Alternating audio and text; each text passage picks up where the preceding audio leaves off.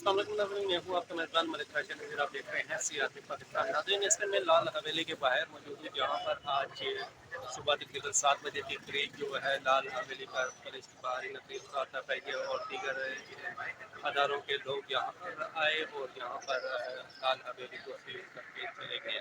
आए के चलते हैं, दिखाते हैं आपको कि यहाँ पर सातों के सातों दरवाजे सील कर दिए गए हैं। अब हुक्काम वाला की जानिब से ये कहना था कि यहाँ पर जो है तीन तीन जो प्रॉपर्टीज़ हैं वो जो है ना सील की गई हैं, जिसमें से एक शीट की थी, एक इनके साथ ये जो आप देख सकते हैं कि ये अलग पार्टीशन है, ये वाला जो जिसके वाइट कलर के दरवाजे हैं। और इसके अलावा एक और प्रॉपर्टी से इस गली में मौजूद है, साथ इसके आगे जो एज अ पार्किंग जो है ना जो थी उसको भी सील करके चलेगी।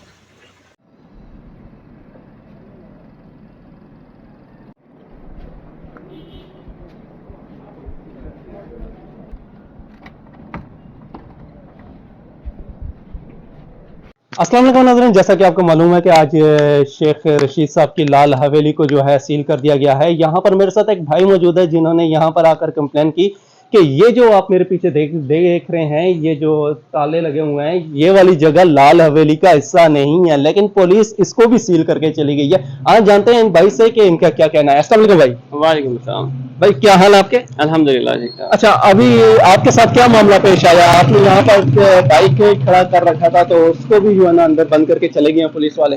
जी हम हमारा डेली का वर्क है, हमारा ये बाइक खड़ा होता है साथ घरेलू है ये, जहाँ पर इन्होंने बाइक को सील का बाइक हमारा अंदर खड़ा हुआ है, बच्चों को सुबह स्कूल छोड़ने जाना था तो हम सुबह उतरे तो इन्होंने लाल वेली के साथ साथ इसको भी सील कर दिया। अब ये समझ से बालातर है, इन्होंने ऐसा क्यों किया यहाँ पर।